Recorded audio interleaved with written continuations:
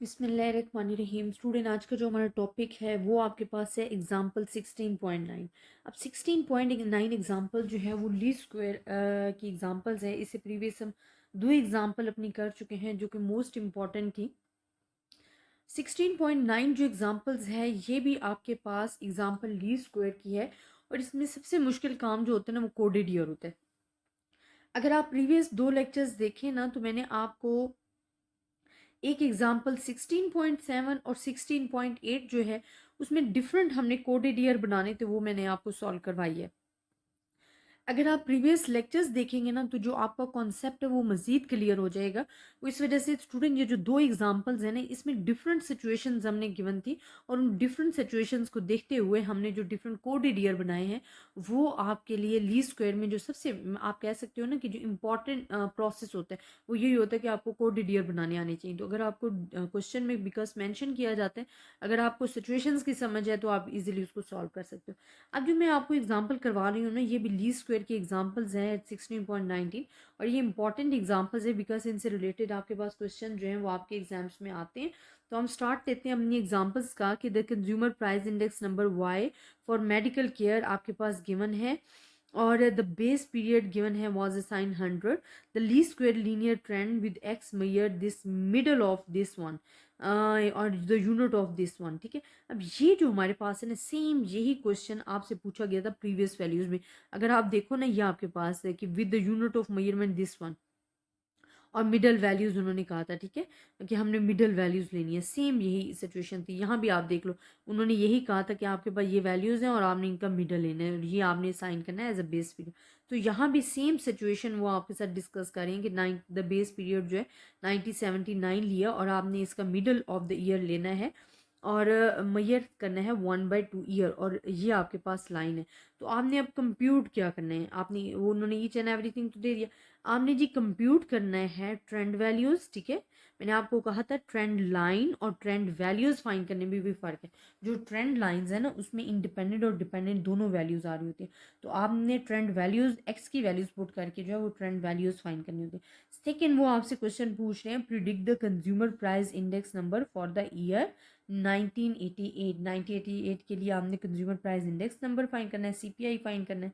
Third में वो आप कह रहे हैं in which year we can expect the index of medical cost be double than that of the 90s assuming the present trends. ये आपसे तीन क्वेश्चंस जो हैं वो आपसे किए गए। अच्छा, डिफरेंट सिचुएशंस में मैं आपके साथ डिस्कस करती हूँ ताकि जो आपको कॉन्सेप्ट है वो क्लियर हो जाए। फर्स्ट में स्टूडेंट हमें उन्होंने जो ट्रेंड लाइन है ना वो आपको दे दी गई है। अब फर्स्ट में वो क्या कह रहे हैं, आपने ट्रेंड वैल्यूज फाइंड करनी है। देखिए ट्रेंड लाइंस आपने और ट्रेंड वैल्यूज फाइंड करनी है ना, तो आपके पास फार्मूला होता है ये मेन। उन्होंने क्या middle of the year find करना है 19, उन्होंने खुद बता दिया कि 1903 और 94 का मिडल। तो मिडल क्या होगा आएगा इनका, तो इनका आ जाएगा 1983.5 मिडल आ जाएगा, एंड 1/2 है। एंड टी की जो टाइम पीरियड है ना वो आपको ये गिवन दिया गया। ठीक है, अगर आप टी की जगह ये वैल्यूज पुट करके सॉल्व करते जाओगे तो ये सेम सिचुएशन आपके पास आती जाएगी।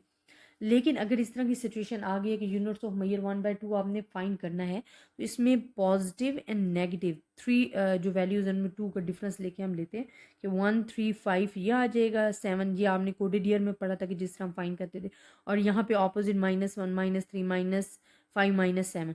लेकिन अगर आपको याद नहीं रहता कि हमने किस तरीके से कोडेड ईयर फाइंड करना है तो ये फार्मूला तो कहीं नहीं गया ना। तो आपको सिचुएशन भी खुद डिस्कस कर ली गई, तो आपने एक्स की वैल्यूज जो है फाइंड करनी है। अब इस क्वेश्चन में ना पार्ट 1 में सबसे जो मेन काम था ना वो यही था कि आपने कोडेड ईयर एक्स की वैल्यू फाइंड करनी है। अब हमने फाइंड करनी है ट्रेंड वैल्यूज। ठीक है, ट्रेंड वैल्यूज तो ट्रेंड लाइन आपको गिवन है, आपने इसकी एक्स की वैल्यूज जो हैं वो पुट करते जाना है, और आपके पास ये वैल्यूज जो हैं वो आती जाएंगी, ये वाली वैल्यूज।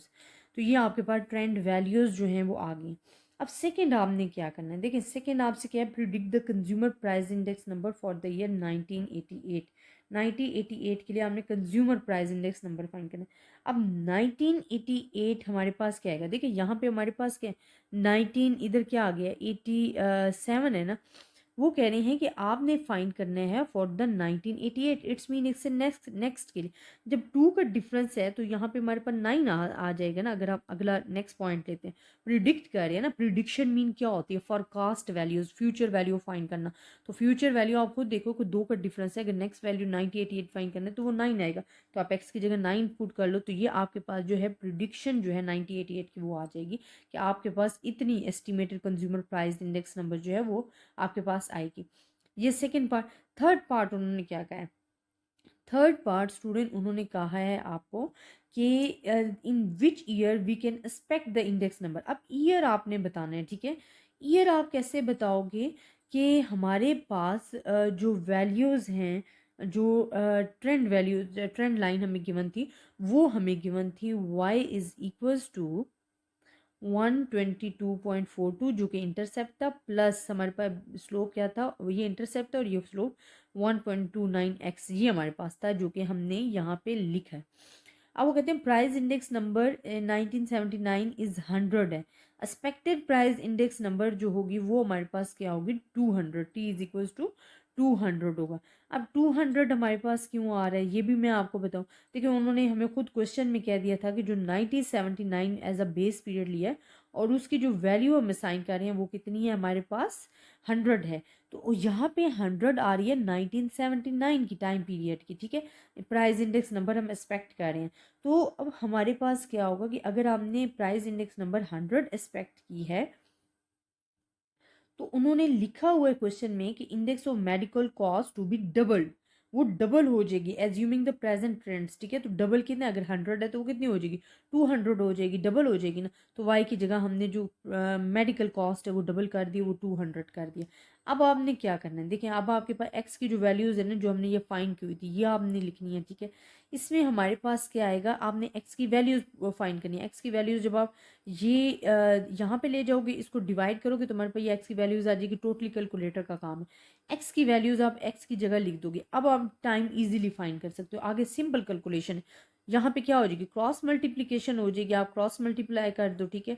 फिर आप इसको इस साइड पे ले आओ, बाकी टी रह जाएगा, तो ये 2001 जो है वो आ जाएगा। तो ईयर 2001 में हमारे पास क्या होगा कि उन्होंने पूछा ना, in which year can we expect the index medical cost to be double. तो किस ईयर में मेडिकल कॉस्ट डबल हो जाएगी? 2001 में। मतलब यहाँ पे आपसे टाइम पूछा गया है।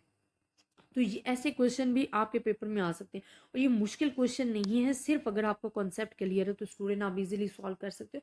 लेकिन अगर आपका कॉन्सेप्ट ही खुद कंफ्यूज हो तो आप कभी क्वेश्चन सॉल्व नहीं कर सकते। मैं आपको कहती हूँ वैल्यूज चेंज होती नहीं, कोई मसला नहीं है। आपको मेथड अच्छे तरीके से समझ में आना चाहिए, आपके कॉन्सेप्ट क्लियर होने चाहिए। तो आई होप स्टूडेंट आपको लेक्चर समझ में आया होगा। अगर आपको फिर भी किसी भी किस्म की कन्फ्यूजन है आप मुझसे डिस्कस कर सकते हैं। अपनी दुआओं में याद रखिएगा। अल्लाह हाफिज़।